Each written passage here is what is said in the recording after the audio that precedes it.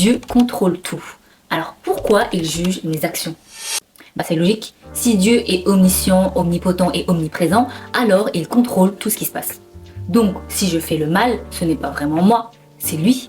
Et s'il me juge, c'est injuste. Et voici l'argument favori de beaucoup d'athées et de sceptiques. Et à première vue, ça paraît logique, mais ce n'est pas juste. Pourquoi? Parce que ces arguments reposent sur une mauvaise définition de l'omnipotence de Dieu.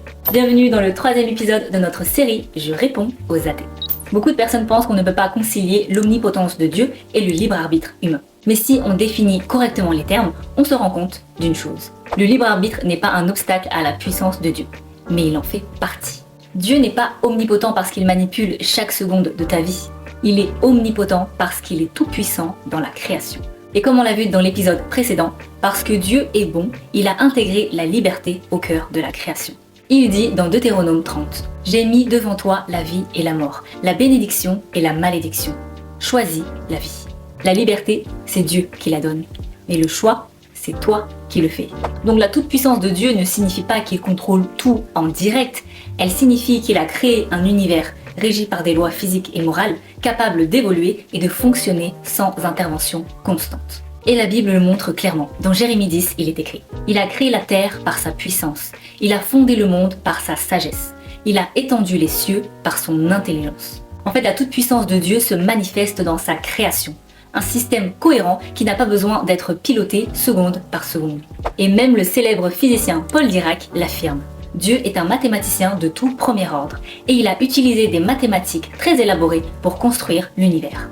Autrement dit, l'univers fonctionne selon les lois de Dieu et pas selon ses changements d'humeur. Et avec tout le respect, tu n'as pas envie d'aller aux toilettes parce que Dieu t'a poussé à y aller, mais parce qu'il a créé des lois biologiques qui font fonctionner ton corps. Et maintenant, prenons un exemple que tout le monde peut comprendre. Un ingénieur crée une IA. Il écrit le code, définit les règles, structure le système. Est-il omnipotent vis-à-vis de cette IA? Oui, il peut créer ce qu'il veut.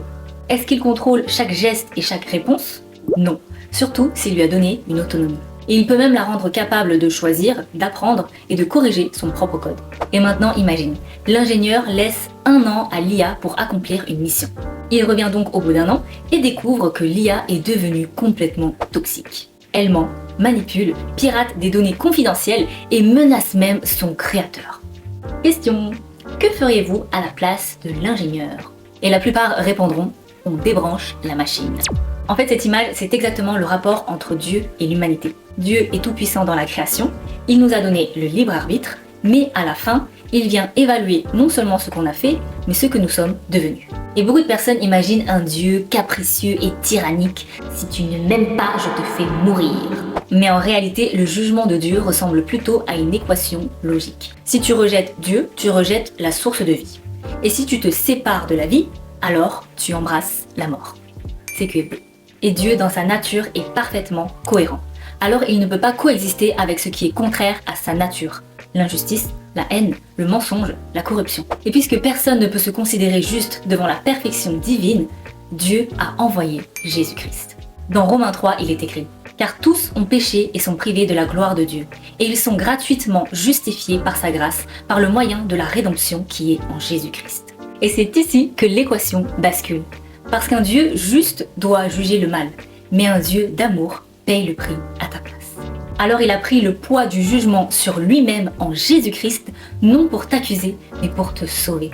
Avec Christ, l'équation devient: tu t'approches de Jésus, tu reçois sa vie gratuitement.